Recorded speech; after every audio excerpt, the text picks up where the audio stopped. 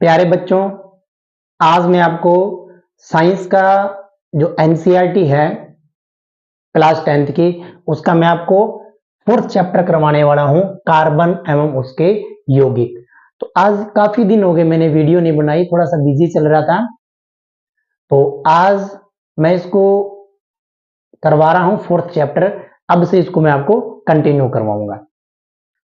तो आपका जो एग्जाम है वो भी नजदीक आ गया है, आरआरबी ग्रुप डी का, और आगे टेक्नीशियन का भी आने वाला है, जिसके अंदर साइंस के काफी क्वेश्चन आते हैं। तो आरआरबी ग्रुप डी का एग्जाम देखो, यदि आज उसका फैसला आ जाता है, आरआरबी ग्रुप डी का जो कोर्ट केस चल रहा था केट के अंदर, यदि उसका फैसला आज कुछ निर्णायक हो गया, जैसे कल उसका उन्होंने रिजल्ट दिया नहीं, यदि आज आ जाता है तो संभावना है कि 17 तारीख को हो सकता है, नहीं तो कुछ कह नहीं सकते, कुछ भी हो सकता है। तो आप लोग अपनी तैयारी को कंटिन्यू रखिए और बेस्ट ऑफ लक आपके एग्जाम के लिए। तो आज मैं आपको करवाने वाला हूं कार्बन एवं उसके यौगिक। बहुत ही महत्वपूर्ण टॉपिक है ये एग्जाम के पॉइंट ऑफ व्यू से। तो देखते हैं क्या होता है कार्बन और उससे किस प्रकार से यौगिक बनते हैं। तो कार्बन क्या होता है, जितनी भी वस्तुएं अपने देखते हैं, जो भी अपने वस्तु देखते हैं, चाहे तो भोजन हो गया, चाहे कपड़े हो गए, दवाइयां होगी, जो भी चीज है, पुस्तक होगी, चाहे ये मेरे पास मार्कर है, ये भी किससे, कार्बन से बना हुआ है। और जो हमारा शरीर है वो भी क्या है कि कार्बन से बना हुआ है। तो ये चीज आपको मेन बात ध्यान रखनी है कि कार्बन होता क्या है, आपको थोड़ा सा ध्यान रखना है, ठीक है। तो एक ये जो 2 नंबर पॉइंट है बहुत ही महत्वपूर्ण है, इसको ध्यान रखना कि हमारी जो भूप्रपटी है पृथ्वी की, तो खनिजों, भूप्रपटी में खनिजों जैसे कार्बोनेट, हाइड्रोजन कार्बोनेट, कोयला एवं पेट्रोलियम के रूप में कितना है, 0.02% कार्बन पाया जाता है। किसके अंदर, कार्बोनेट, किस रूप में, कार्बोनेट, हाइड्रोजन कार्बोनेट, कोयला एवं पेट्रोलियम के रूप में केवल 0.02% क्या पाया जाता है, कार्बन पाया जाता है। और उसके बाद CO2 के रूप में है 0.03%। CO2 के रूप में हमारे वायुमंडल के अंदर कार्बन पाया जाता है। ये दो डाटा आपको ध्यान रखना है। 0.02% खनिज के रूप में, खनिज के अंदर भी कार्बोनेट, हाइड्रोजन कार्बोनेट, कोयला और पेट्रोलियम के रूप में 0.02%, और CO2 के रूप में 0.03%। ठीक है, यहां से क्वेश्चन आ सकता है। तो अब देखते हैं अपने कार्बन में आबंधन, कि कार्बन और कार्बन किसी यौगिक के साथ किस प्रकार बंध बनाता है, ठीक है, वो अपने देखते हैं। वो होता है सहसंयोजी बंध। इसको अपने डिटेल में समझेंगे कि क्या होता है सहसंयोजी आबंध, किस प्रकार कार्बन बनाता है, ठीक है, और क्यों बनाता है, इसका कारण भी अपने डिटेल में समझेंगे। तो इससे पहले अपने एक छोटा सा टॉपिक है उसे समझ लेते हैं। एक तो आयनिक यौगिक, दूसरा है कार्बनिक यौगिक। ये हमारा टॉपिक है आज का, ठीक है, ये हमारा टॉपिक है। और ये जो मैंने आपको आयनिक यौगिक करवाया था, जो पिछला चैप्टर था धातु और अधातु, उसके अंदर ये मैंने आपको डिटेल के अंदर करवाया है। लेकिन इसके साथ थोड़ा सा रिलेट करके एग्जाम के अंदर क्वेश्चन पूछा हुआ है, तो मैंने क्या है कि इसको एक ही जगह पे आपको दोबारा करवा रहा हूं, क्योंकि इससे रिलेट करके क्वेश्चन पूछता है एग्जाम के अंदर, और पूछा हुआ है। ये भी क्वेश्चन आरआरबी ग्रुप डी का जो एग्जाम हुआ था उसके अंदर आया हुआ है, और ये वाला जो क्वेश्चन है ये भी आरआरबी ग्रुप डी का जो एग्जाम हुआ था प्रीवियस ईयर का, उसके अंदर ये क्वेश्चन दोनों ही दे दिए। तो इसके अंदर आयनिक यौगिक की तुलना कर रहा है, आयनिक यौगिकों के साथ तुलना कर रहा है। तो मैंने आयनिक यौगिक भी एक बार फिर से बता रहा हूं। तो आयनिक यौगिक क्या होता है कि धातु से अधातु में इलेक्ट्रॉन के स्थानांतरण से बने यौगिक, कि धातु से, धातु अपने को पता है धनात्मक होता है, और अधातु में इलेक्ट्रॉन के स्थानांतरण से जो यौगिक बनता है उसको क्या बोलते हैं, आयनिक यौगिक बनता है। जैसे NaCl, ये प्लस का है, ये माइनस का है, तो ये एक दूसरे को इलेक्ट्रॉन स्थानांतरित कर देते हैं। धातु जो है अधातु को इलेक्ट्रॉन स्थानांतरित कर देता है, उसको आयनिक यौगिक बोलते हैं। तो इनके जो ये आकर्षण बल के द्वारा जुड़े होते हैं, ठीक है, स्थिर विद्युत यौगिक भी बोलते हैं, स्थिर विद्युत यौगिक भी इनको अपने बोल सकते हैं। ठीक है, तो अब बात करते हैं आयनिक यौगिक के गलनांक के बारे में भी मैंने आपको बताया था कि आयनिक यौगिक का जो गलनांक है और क्वथनांक है अधिक होता है। क्यों होता है? क्योंकि प्रबल आकर्षण बल होता है इनके अंदर। क्या होता है? प्रबल आकर्षण बल इनके मध्य में होता है। प्रबल आकर्षण बल इन दोनों के मध्य में होता है, तभी ये इनका गलनांक और क्वथनांक बहुत ज्यादा होता है। तो मैंने आपको कुछ एग्जाम्पल भी दिए थे और उनको ट्रिक के माध्यम से भी मैंने बताया था, तो आप इसलिए उन क्लासेस को देख लेना। बहुत ही अच्छे डिटेल से मैंने ये इनके एग्जाम्पल भी दिए हुए थे। NaCl का कितना है, ये सारा मैंने उसके अंदर आयनिक यौगिक के बारे में बताया हुआ है। तो आयनिक यौगिक और क्या है कि विलयन में या गलित अवस्था में विद्युत का चालन करते हैं। जो आयनिक यौगिक हैं इनके अंदर धारा प्रवाह हो सकता है, होता है गलित अवस्था में, या उसका अपने विलयन बनाएंगे या वो गलित अवस्था के अंदर हो तो उसके अंदर धारा का प्रवाह हो सकता है। ठीक है, क्यों? क्योंकि ये आयनों के अंदर टूट जाते हैं। जैसे ही धारा प्रवाहित करते हैं तो ये आयनों के अंदर विभक्त हो जाते हैं। इस कारण से आयनिक यौगिकों के अंदर धारा का प्रवाह होता है।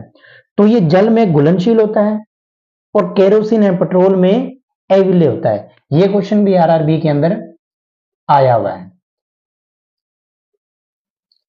ग्रुप डी के अंदर आया हुआ है। RRB ग्रुप डी के अंदर ये वाला क्वेश्चन भी आया हुआ है। ठीक है, तो अब देखते हैं कार्बनिक यौगिक के बारे में।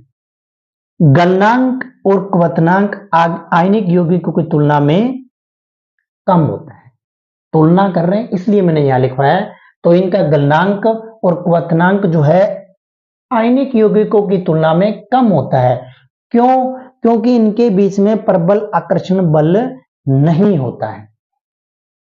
क्यों नहीं होता है? जब अपन सहसंयोजी आबंध पढ़ेंगे तब मैं आपको बताऊंगा कि क्यों नहीं होता है। बस आपको सिर्फ एक लाइन इसके अंदर ध्यान रखनी है, गलनांक एवं क्वथनांक आयनिक यौगिकों की तुलना में इनके कम होते हैं। क्यों? क्योंकि इनके मध्य प्रबल आकर्षण बंध नहीं होता है।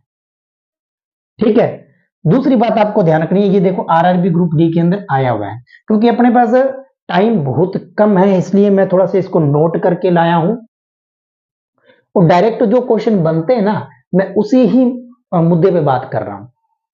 ठीक है, ऐसे नहीं कि मैंने पूरा डिटेल में आपको समझा दिया, नहीं, जो क्वेश्चन आया है और जो आने की संभावना है अपने टाइम के अकॉर्डिंग उतना ही पढ़ेंगे कि अपने को लगे कि ये आ सकता है और ये नहीं आ सकता है।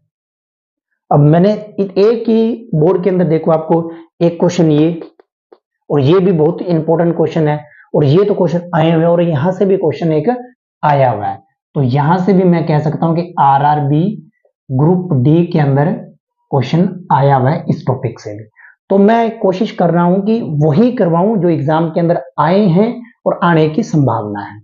ठीक है, तो अधिकांश, और इसको बात करते हैं कार्बनिक यौगिक की, अधिकांश यौगिक जो है विद्युत के कुचालक, अधिकांश यौगिक विद्युत के कुचालक यानी कि धारा प्रवाह नहीं हो सकती। क्यों नहीं हो सकती? क्योंकि जब इनके अंदर आबंधन होता है तो आयनिक यौगिकों की उत्पत्ति नहीं होती। जब इनके अंदर आबंध बनता है ना तो आयनों की उत्पत्ति नहीं होती। क्यों नहीं होती? जब अपने डिटेल में समझेंगे इसको, सहसंयोजी आबंध अभी जस्ट समझने वाले हैं, तो ध्यान रखना कि आयनों की उत्पत्ति नहीं होती। इस कारण से कारण भी पूछ सकता है और कारण पूछा हुआ है, गलनांक एवं क्वथनांक आयनिक यौगिकों की तुलना में कम होते हैं। क्यों? क्योंकि प्रबल आकर्षण बल नहीं होता है इनके मध्य में। दूसरा, अधिकांश यौगिक विद्युत के कुचालक होते हैं। क्यों? क्योंकि इनके अंदर आयनों की उत्पत्ति नहीं होती है, इस कारण से। ठीक है, तो अब देखते हैं कुछ एक यौगिक आपको दे रखे हैं कार्बनिक यौगिक, उनके गलनांक और क्वथनांक अपने को याद करना है। बहुत ही इंपॉर्टेंट है, क्वेश्चन यहां से आया हुआ भी है।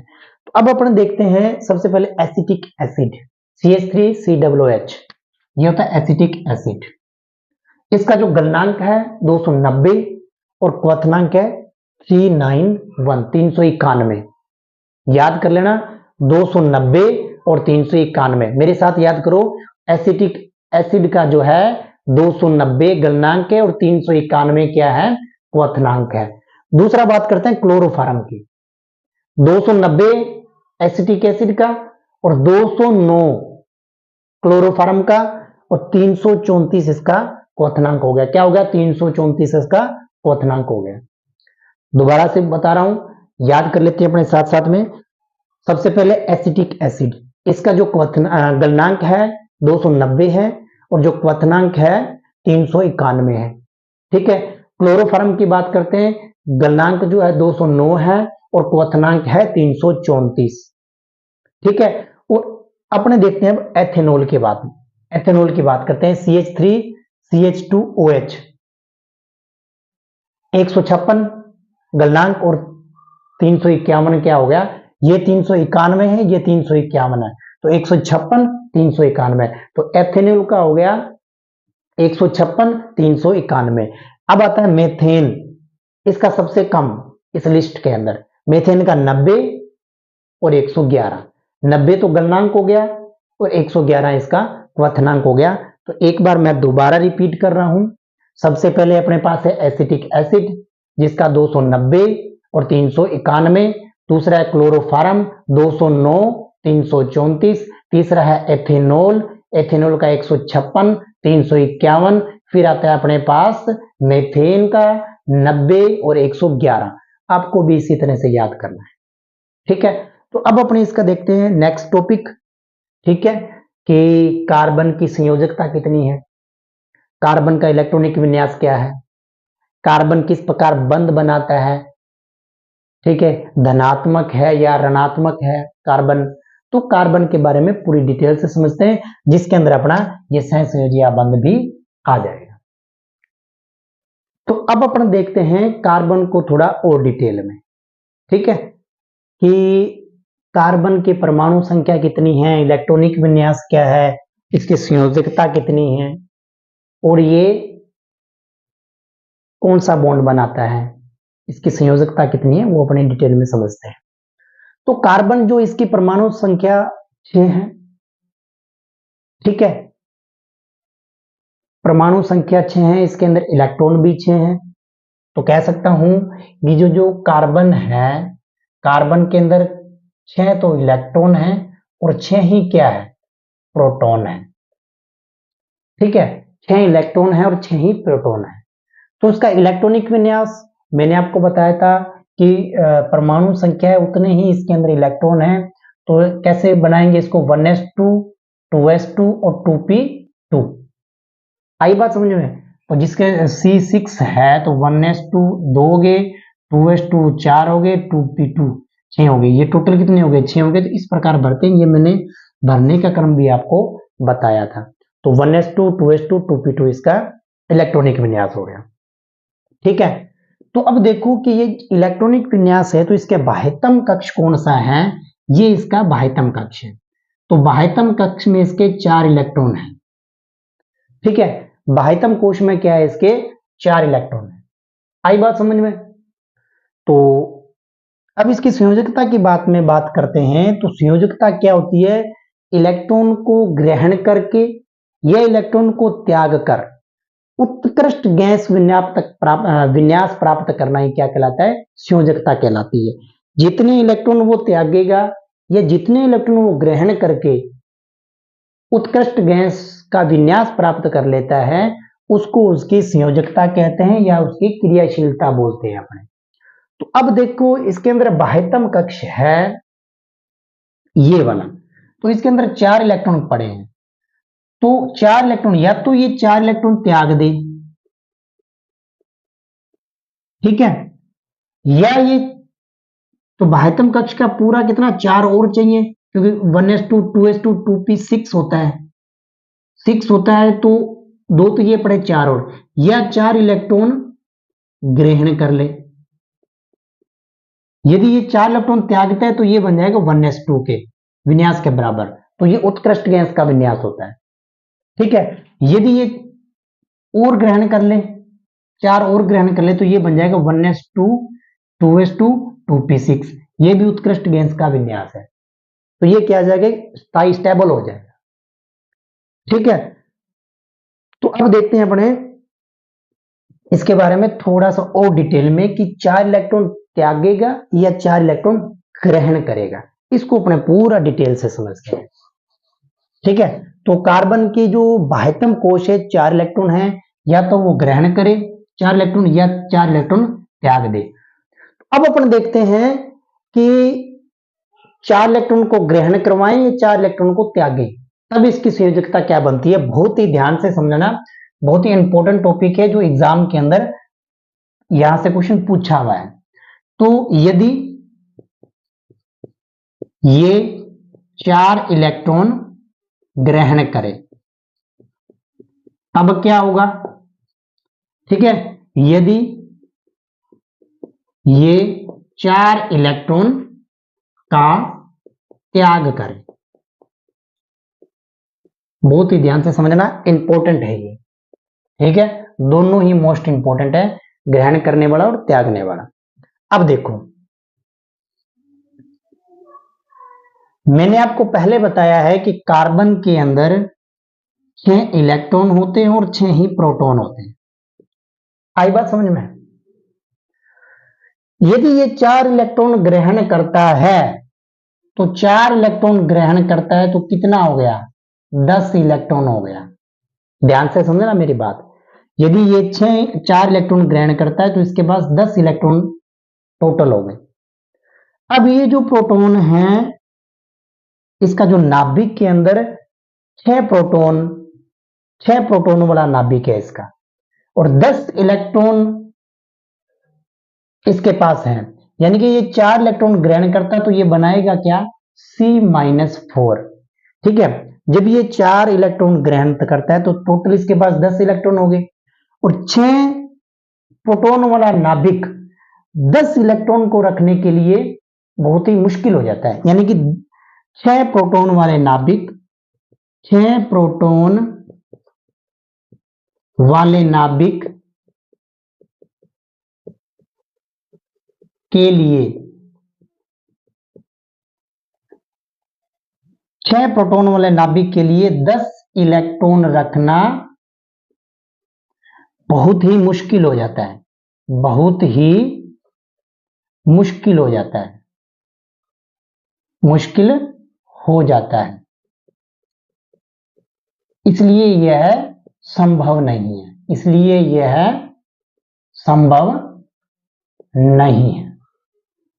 कहने का मतलब है 4 इलेक्ट्रॉन ग्रहण करता है तो टोटल इसके पास 10 इलेक्ट्रॉन हो गए, और नाभिक के पास कितने हैं, 6 प्रोटॉन है, जो 10 इलेक्ट्रॉन को रखना बहुत ही मुश्किल हो जाता है। इसलिए C-4 नहीं बनता है। आई बात समझ में। अब बात करते हैं, कार्बन के पास अपने पास 6 इलेक्ट्रॉन है और 6 ही इसके पास प्रोटॉन है। अब ध्यान से समझना, यदि ये क्या करता है, 4 इलेक्ट्रॉन का त्याग करता है तो अपने को पता है कि C+4 बनाएगा, ये मैंने एक लिख लिया। ठीक है, अब यदि 4 इलेक्ट्रॉन का त्याग करता है तो इसके पास बचे कितने, 2 इलेक्ट्रॉन। ध्यान से समझना, बचे कितने, 2 इलेक्ट्रॉन। अब वही देखो कि 6 प्रोटॉन वाला नाभिक है, 2 इलेक्ट्रॉन इसके पास बच गए, और C+4 यानी कि धनात्मक आयन बनाना बहुत ही मुश्किल हो जाता है। इसके लिए बहुत ही ऊर्जा की आवश्यकता होती है। तो मैं एक लाइन लिख देता हूं, 6 प्रोटॉन वाले नाभिक को केवल दो इलेक्ट्रॉन वाले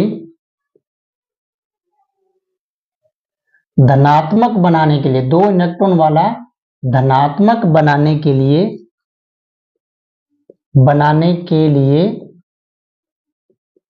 अत्यधिक ऊर्जा की आवश्यकता होती है, ऊर्जा की आवश्यकता होती है, आवश्यकता होगी, क्या होगा, होगी, जिसलिए ये भी क्या है, संभव नहीं है। कहने का मतलब है 6 प्रोटॉन वाले नाभिक के लिए केवल 2 इलेक्ट्रॉन रखकर धनात्मक बनाना बहुत ही मुश्किल होगा, बहुत ज्यादा ऊर्जा की आवश्यकता होगी, इसलिए क्या है कि ये C+4 बनना भी मुश्किल हो जाता है। ना तो ये C नेगेटिव बनाता है, ना -4 बनाता है, या ना ही ये C+4 बनाता है।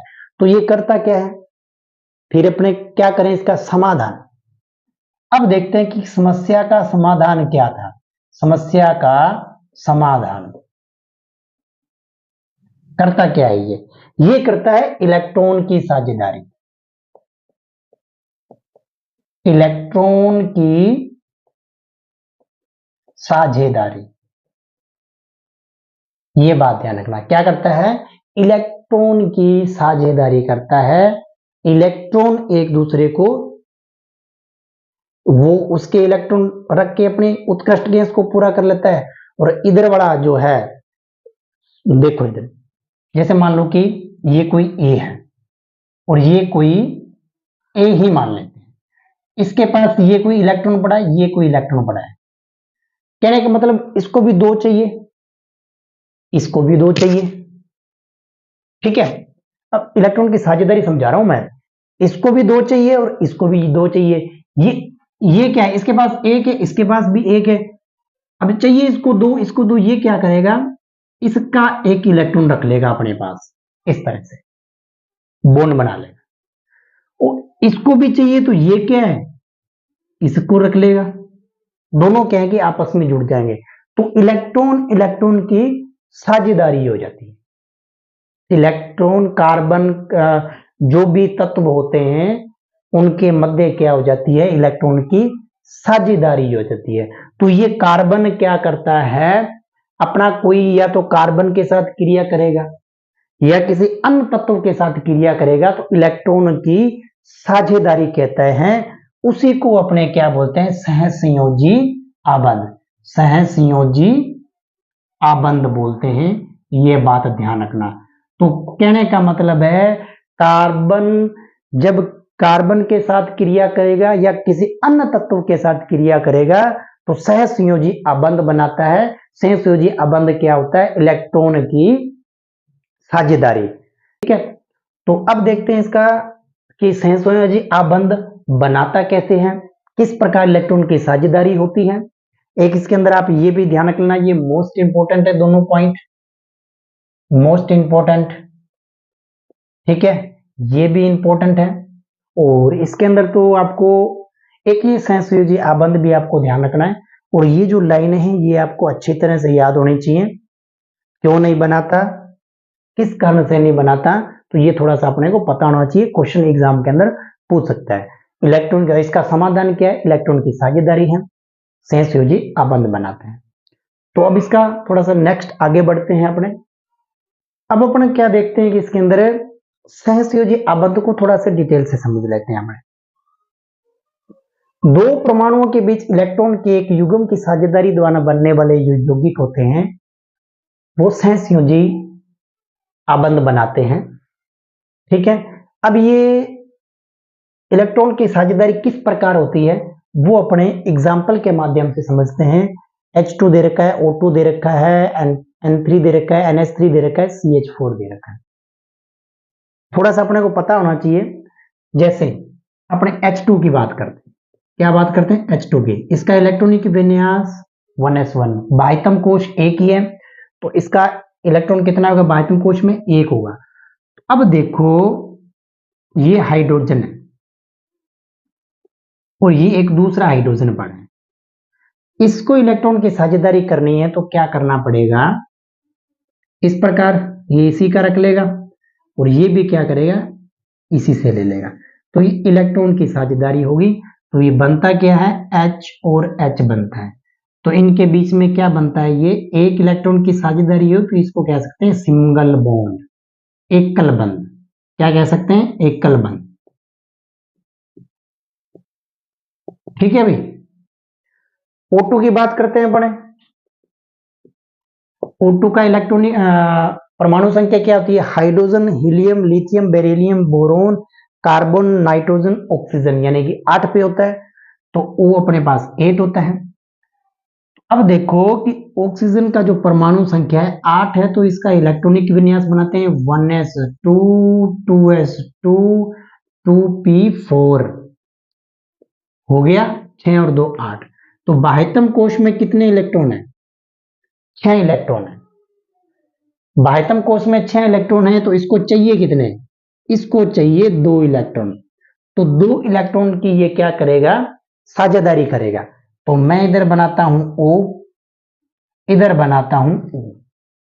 अब साझेदारी करते हैं 2 इलेक्ट्रॉन की, तो 2 इलेक्ट्रॉन ये रहे और 2 इलेक्ट्रॉन ये रहे। कितने हो गए? 4। और 2 इलेक्ट्रॉन इनके ये हो गए, और ये इलेक्ट्रॉन, ये भी इलेक्ट्रॉन, ये बाह्यतम कोश में अपने दिखा देते हैं इसको। अब देखो 1 2 3 4 5 6, 1 2 और 4 6 हो गए। अब इनको चाहिए 2 इलेक्ट्रॉन। ये क्या करेगा राम? यहां से इसके इलेक्ट्रॉन की साझेदारी बना ले। इसको भी 6 करना है, तो ये क्या करेगा? इस प्रकार से इलेक्ट्रॉन की साझेदारी कर लेगा। 2 इलेक्ट्रॉनों के 2 युग्म बन रहे हैं, तो O2 के अंदर क्या होता है? O के और O के बीच में द्विआबंध होता है। क्या होता है? द्विआबंध। ये बात ध्यान रखनी है आपको, ठीक है। अब बात करते हैं अपने N3 की। Nitrogen, helium, lithium, beryllium, boron, carbon, nitrogen. Nitrogen होता है 7 नंबर पे, ठीक है। तो 1s2 2s2 2p3 यही होगा। 2p4 ऑक्सीजन का। अब देखो इसको चाहिए कितने? 3 इलेक्ट्रॉन चाहिए।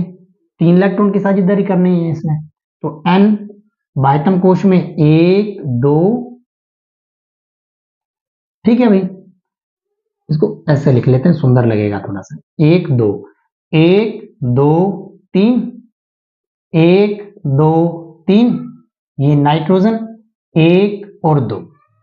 अब देखो ये 5 इसके हैं, और 5 और 3 और चाहिए इसको।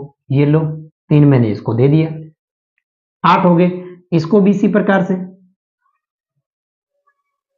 तो ये 3 युग्म इलेक्ट्रॉनों की साझेदारी कर रहा है, तो इसके मध्य में क्या बनते हैं?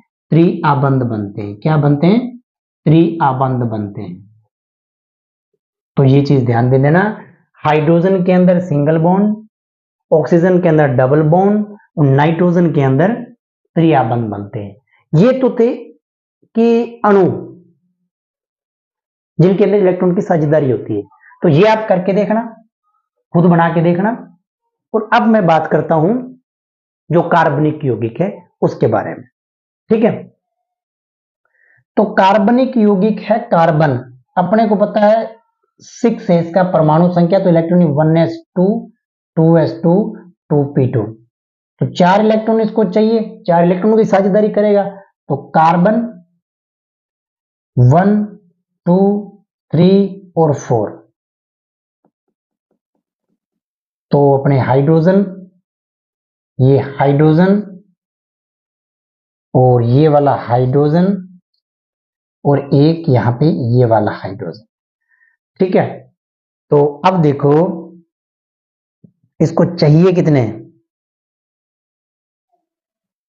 इसको चाहिए 4। तो 4 ये कैसे बनाएगा? ये इस प्रकार से देखो ध्यान से, चारों के चारों इलेक्ट्रॉन रख लेगा। 4 इसके पास है इलेक्ट्रॉन पहले से, बाह्यतम कोश में 4 पड़े हैं, ठीक है भाई। 1 2 3 4 इसके पास है। एक इसने इसका ले लिया, एक इसने इसका ले लिया, एक इसका और एक इसका रख लिया। खुद ने तो इसने पूरा कर लिया, उत्कृष्ट गैस के बराबर हो गया। 4 इलेक्ट्रॉनों की साझेदारी इसने बना ली। अब ये हाइड्रोजन क्या करेगा? इसके साथ एक रख लेगा, इसके भी पूरे हो गए। और ये वाला जो है इसके भी पूरे हो गए, और ये वाला है इसके भी पूरे हो गए, और ये वाला है इसने भी अपना पूरा कर लिया। तो ये इस प्रकार हाइड्रोजन कार्बन मेथेन जो है, इसको मेथेन बोलते हैं, मेथेन जो है इस प्रकार इलेक्ट्रॉन की साझेदारी के माध्यम से यौगिक बनाता है। सबके मध्य में एकल आबंध होता है और इसी प्रकार जो कार्बन कार्बन के मध्य जो बॉन्ड बन सकता है वो एकल बंध, द्विआबंध और त्रिआबंध तक बन सकता है। तो आज अपन यहीं तक ही देखते हैं इस टॉपिक को, ठीक है। तो कल इसके अंदर अपन कार्बन के अपर रूप देखेंगे और सहसंयोजी आबंध के बारे में देखेंगे कि ये मजबूत होता है या दुर्बल होता है। पहले भी मैंने आपको बताया था कि सहसंयोजी आबंध से बनने वाले यौगिक का जो गलनांक और क्वथनांक होता है बहुत कम होता है। कारण क्या है वो अपने नेक्स्ट क्लास के अंदर देखेंगे। तो आज के लिए बस इतना ही।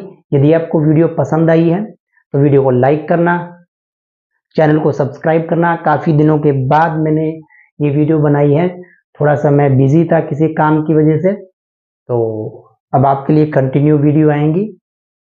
तो आप ध्यान से क्लास को लगाना, जो पिछली क्लासेस हैं उनको भी पढ़ लेना। Thanks for watching.